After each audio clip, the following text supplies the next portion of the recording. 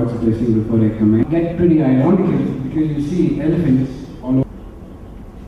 A survey on the Asiatic elephant, Elephas maximus in some conflict-prone areas, conflict-prone protected areas of South Karnataka. Accumulation under the combined effect of copper, mercury, and cadmium in the species of Senex and Odeochromis mozambicus. By using atomic absorption spectrophotometry, that is model that is Simozu AA6300. As our results showed, the art of heavy metal accumulation in the both tissues of ligands in the construct as the components. Due to its sulfur ligands, the high binding affinity of heavy metals, the accumulation of metals is very high in the liver tissue. Regarding the two, cadmium and mercury, the cadmium is more accumulated in the liver tissue. Because of this, cadmium is has more binding affinity towards the metallothionein. That is already proved by our laboratory, by our scientific people, and that is published in New York Annals of New York Academy of Sciences. Next, it's further argumented that essential metals like copper is more copper and zinc. Fashion war. And as you all know, silk is a tune of textiles and production date back to several centuries. And our then Shoria robusta, common in Andhra Pradesh and may be cultivated elsewhere. Then we're doing this work. Thanks to everyone for present listening. It is supposed to be transmitting the nematode called the eosinophilic meningitis. So it is fatal in various pockets, and this guy is consumed. The very reason that it is transported to different pockets of the world is as pet and also for delicacy. So it's a good source of protein, and it can transmit the Angiospermous contagions. Our reports, when I went on to ICMR and other pockets, reported. Otherwise, if the rat lungworm is not there, it's simply like the pork. Pork is excellent if you don't have tapeworm. If it's tapeworm, avoid pork. It's exactly same thing applies. And other places where it's really eating into their crops, that's when they take their action. So that's where scientists go bizarre, that abrupt droppings in their population is still a mystery. And India is just open to it just a few years. One last thing. In Hong Kong and Singapore, served it to us. And I've been to Singapore, Malaysia as well. It's found even there. I said it's the story analogous to the pork and the tapeworm. Only if the Angiospermous contagions is found, you have the problem. If not, the snail is an excellent delicacy. In various pockets of Africa, it's a rich source of protein. And even in China and other pockets, it's marketed as Angiospermous contagions. So that itself is lethal. So that way, and in our own laboratory, we are setting on to work on the pathological aspects to identify the other nematodes and other parasitic organisms that might be associated, to analyze and check if they are in the list that could harm them. Whether it is I profuse presentation, excellent presentations, particularly students, researchers in this afternoon session, and I also thank all the plenary speakers since morning, starting from the keynote address till the last. We had a wonderful talks by various people on different subjects. The chairperson, Professor Dr. Raja Rani Reddy, Dr. Usha Anandi, co-chairperson, Sri Shivshankar Reddy, the rapporteur, for successfully conducting this technical session. Thank you one and all.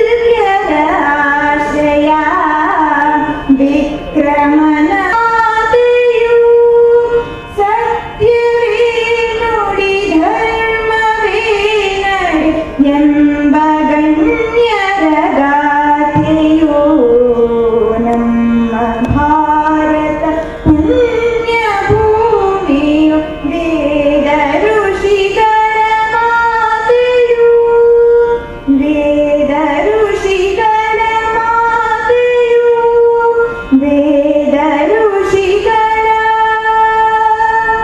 ಮಾತೆಯು.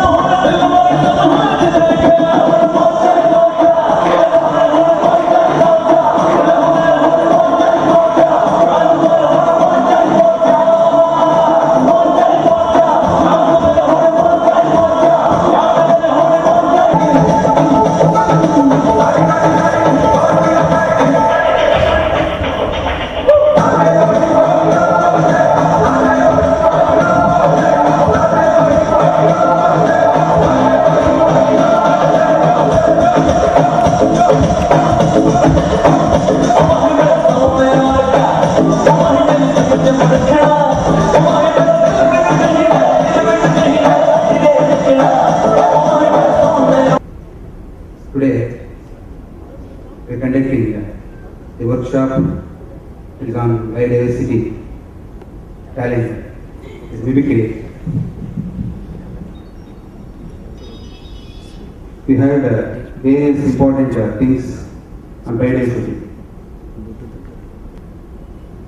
Dr. Jyothi, one day I discussed so ನಾವೊಂದು symposium ಮಾಡೋಣ ಅಥವಾ workshop ಮಾಡೋಣ ಅಥವಾ conference biodiversity ಹೆಂಗಿದೆ. So ಅವರು ಒಂದು ದಾಟಿ ಅವರು ಒಂದು ಹೇಳಿದ್ರು, ಏನಿಲ್ಲ ರೀ ಬಯೋಡೈವರ್ಸಿಟಿ ಅಂತ ಹೇಳ್ತಾರೆ, ಎಲ್ಲ ಗಡಿ ಹೋಗ್ಬಿಟ್ಟು ಸುಮ್ಮನೆ ನಿಂತ್ಕೊಬೋದು. ಅಲ್ಲ ನೋಡಿ ಕೂತ್ರೆ ನನಗೆ ಏನು ಮಾತಾಡಬೇಕಂತ ಗೊತ್ತಾಗ್ತಿಲ್ಲ. ಅಲ್ಲ ಬರೋಣ ಆ ಊರ ಆಚೆಗೆ ಬೆಟ್ಟದ ಕಟ್ತರು ತೋಟ ಕಟ್ಟಬೇಕು ಅಂತ ಮನಸ್ಸಿ ಬಾಲಕೃಷ್ಣ ಇರ್ತಾನೆ. ರಾಜಣ್ಣ ನನ್ನ ಮಾತು ಕೇಳೋ, ಬೇಡ ಕಣಪ್ಪ, ಬೆಟ್ಟ ಕಡಿಯೋದು ಒಂದೇ, ತಲೆ ಮೇಲೆ ಚಪ್ಪಲಿ ಹಾಕೋದು ಉಂಟು ಕಣ, ಅವಲ್ಲೇ ಬೇಡ ಕಣ, ತೋಟ ಕಟ್ತೀನಿ. ನನ್ನ ಮಾತು ಕೇಳಲ್ಲಪ್ಪ ಕಣ ರಾಜಪ್ಪ, ನನಗೆ ಹೋಗು, ನಿಂಗಿತ್ತು ಲಂಘನ ಮಾಡ್ಕೊಳ್ಳಪ್ಪ, ನನ್ನ ಮಾತು ಕೇಳೋದಿಲ್ಲ, ನೀ ಹೇಳೋದು ಒಂದೇ, ಆನಂದ ಮಕ್ಕಳು ಓದೋದು ಒಂದೇ, ಹೋಗಪ್ಪ ನೀನು. ಕಣ್ಣೆರಡು ಕಮಲಗಳಂತೆ ಮುಂಗುರುಂಗಿಗಳಂತೆ ನಾಸಿಕವು ಸಂಪಿಗೆಯಂತೆ ನೀನಗಲವು ಬಿಡಿದಂತೆ. ಸೊ ಮತ್ತೆ ಮಣ್ಣಿಂದ ಸಕಲ ದರ್ಶನಗಳೆಲ್ಲ, ಮಣ್ಣಿಂದ ಸಕಲ ವಸ್ತುಗಳೆಲ್ಲ, ಮಣ್ಣು ಬಿಟ್ಟವರಿಗೆ ಆಧಾರವಿಲ್ಲ, ಮಣ್ಣು ಬಿಟ್ಟವರಿಗೆ ಆಧಾರವಿಲ್ಲ. ಅಣ್ಣಗಳಿರೆಲ್ಲರೂ ಕೇಳಿರಯ್ಯ, ಮಣ್ಣಿಂದ ಕಾಯ, ಮಣ್ಣಿಂದ ಕಾಯ. We have added a liter of water, a distilled water on that, and we have opened the coal. Raj is there.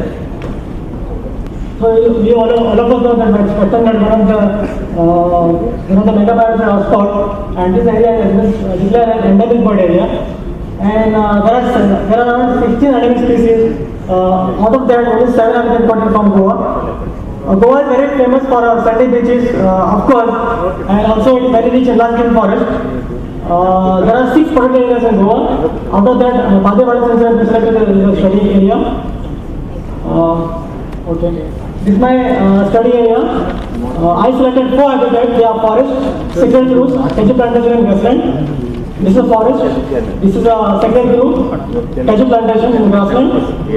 My objective of the study is I studied diversity and density of birds, then avian life in different habitats, and special emphasis was given on ecology of endemic species.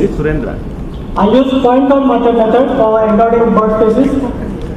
It has been shown that 250 of bird diversity has been seen in case of material. Out of that, maximum has been recorded from forest. As compared shows that there is a high diversity of birds in forest as compared to all other habitats. So forest harbors significantly higher bird diversity and density as compared to other habitats. Activity has been seen in jungle development, egg laying stage, incubation stage, hatching, and after that development stage. All plenary speakers do photo with segregate ಮಾಡಿ ಒಂದು slide ಇರಲಿ slide ಆ slide ಎಲ್ಲ copy ಮಾಡಿ common ಮಾಡಿ ಎಲ್ಲ ಅದನ್ನ There are 7 endemic species. All endemic species have been seen in secondary roots as compared to other habitats. This is one of the endemic species: Bengaluru pigeon, Malabar parakeet, Malabar grey hornbill, grey-headed bulbul, Rufous babbler, white-bellied blue flycatcher, and crimson sunbird. ನೀವು 6 ಗಂಟೆಗೆ ಹೋಗೋಣ. Fighting Bengalensis. We'll meet tomorrow. These are pigs of Ebola and Primus of Sri Lanka. This is Nux Omega.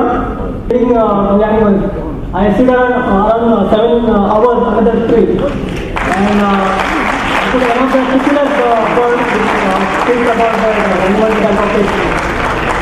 I think I remove from the this big and store around 35 sticks. I got it 35 sticks at the one time. First it brings and reptile.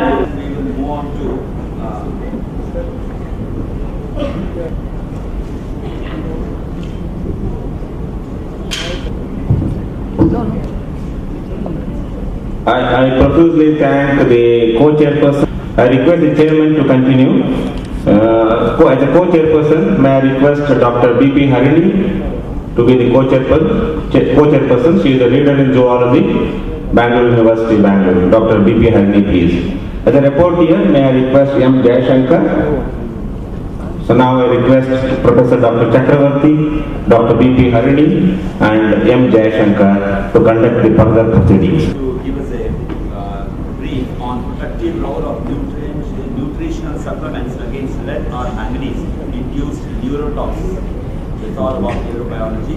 Of my work, that is entitled Protective Role of Nutritional Supplements Against Lead or Manganese-Induced Neurotoxicity. Coming to lead exposures, there are various lead exposures. There are industries, lead-based paints, gasolines, lead from cooking utensils, glass, pottery, ceramics. And coming to the health effects due to the lead exposures, neurological diseases, hemorrhagical, skeletal, reproductive, and renal disease have been documented for the lead exposure resources. Escape patencies in the activation phase of the rats. Water maze is another technique which is used to study the memory core of the rats.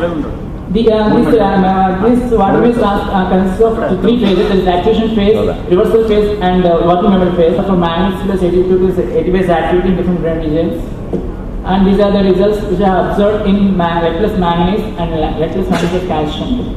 And coming to the conclusion part of my work, lead plus manganese exerted inhibitory effect on the behavioral and neurochemical events. Higher sensitivity for the lead and manganese due to the functional features of the resin. Greater inhibition of ACH3 and ATPase in the hippocampus may be responsible for the observed behavioral dysfunctions in the rats exposed to the lead and manganese. Calcium supplementation significantly reverse the inhibitory effect of the lead and the behavioral functions and the associated enzyme activities, suggesting the greater protective effect of the calcium as compared to the zinc. Now we call upon molecular changes in central nervous system of rat and evaluation by antioxidants. What's a fluoride? Fluoride is a halogen and it's a semi-essential as it is bone-seeking element and it prevents dental caries. It's a highly reactive and it always tends to achieve the stable form that is fluoride. Fluorides, WHO recommends 1 ppm for the cooler climates and 1.2 for the warmer climates and 1.5 it is the threshold level when there is no alternate source of water. Even under normal conditions, the oxidative stress takes place. However, it is enhanced during the fluorosis and pathological events. The products and inescapable byproducts of oxidative metabolism can damage macromolecules like nucleic acids, proteins, and lipids. And in turn, they affect the proteins and they are disturbing in cellular functions involving receptor signal transduction mechanisms, transport mechanisms, and enzymes. And the developing nervous system is more prone to oxidative damage as it contains different cell types and it contains pre-mitotic cells and it contains more PUFA and it is highly exposed to oxygen. And here we have the study which is pertaining to the toxic effects of fluoride and maternal exposure and to assess the dyshomeostasis caused on certain vital enzymes of oxidative stress on macromolecules and to assess the ambulatory role of selected antioxidants on soft tissue fluorosis. Okay, in the methodology, we took pregnant rats of around 160 to 170 grams and we divided into control and experimental. Control received tap water and experimental received chilled premium water during the gestation and post-gestation periods.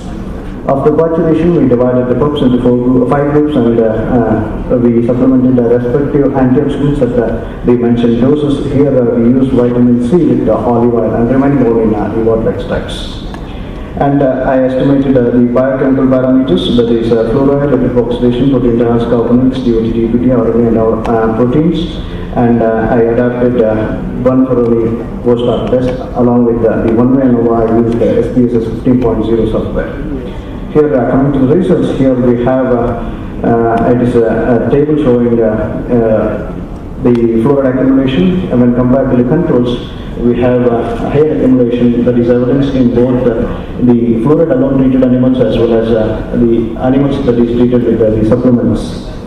Here the supplementation has not played much role in the elimination of fluoride, hence we cannot find out much of the differences with respect to the supplementation as well as the fluoride alone treated. Please look into the graph that is showing there is no much differences. And whereas coming to the lipid peroxidation activity, usually I go to the graphs where you can observe there will be a higher amount of increase in lipid peroxidation and you can see more change with respect to the fluoride alone treated animals, which has brought back to nearly normal levels in case of the antioxidant supplementation groups. I'll sum up all these activities in the final slide. Okay, these are the macromolecular indices what I studied. Whatever the parameters I am showing in here, the fluoride is much intense, that's why I showed 3 arrows. Okay, it is much intense. Lipid peroxidation, it is intense, and protein carbon is also intense. But whatever the upper arrow says, that indicates the increase in the activity, and whatever the down arrows, that is indicating the decreased activities. Here, the protein components increased, protein diols decreased, GOT increased, GPT increased, total RNA and total proteins were decreased. Okay, why is this? Because fluoride accumulation causes the nutritional dyshomeostasis. Why is this? Because of what I took, that is animals, they are neonatal, and as well as I expose the fluoride to maternal, where there will be immaturity of the enzymatic systems and the excretory system. Because of this, there will be alterations in all these levels. Fluoride accumulation nonsense. And why can't the subterranean water the chemical composition of subterranean water be changed to some radical methods of yes, sir. That can be done. We can adapt that. And even if it is not working out with the budget of them, then we can go for the normal pot with this, which is supplemented with the calcium lime. Okay. If you mix up with the fluoridated water, and if you stir it for 1 to 2 hours, if you decant that, you can get the non-fluoridated water.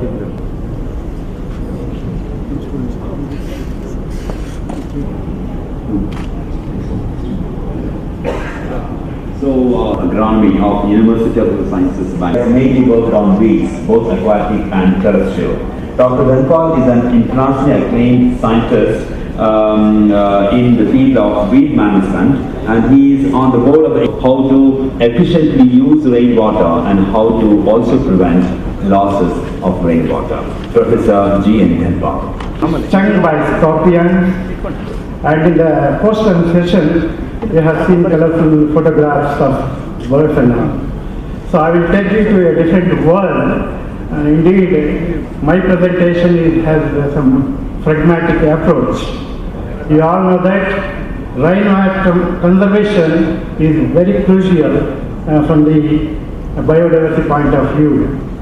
Rainwater management is very crucial, and it has got a pivotal role in dryland agriculture. You all know that dryland agriculture constitutes about 65% of the total cultivable area in our state. And you must all should agree, I treat water as a liquid gold. With this background, I will take an example in rainwater management. Bangalore is receiving about 927 millimeters of rainfall, which has got a bimodal distribution. 2 maximum peaks, one in April, May, and another one in September, October. So coming to, with this amount of rainfall, certainly we can boost the agricultural production by different cropping systems like double cropping or multiple cropping systems.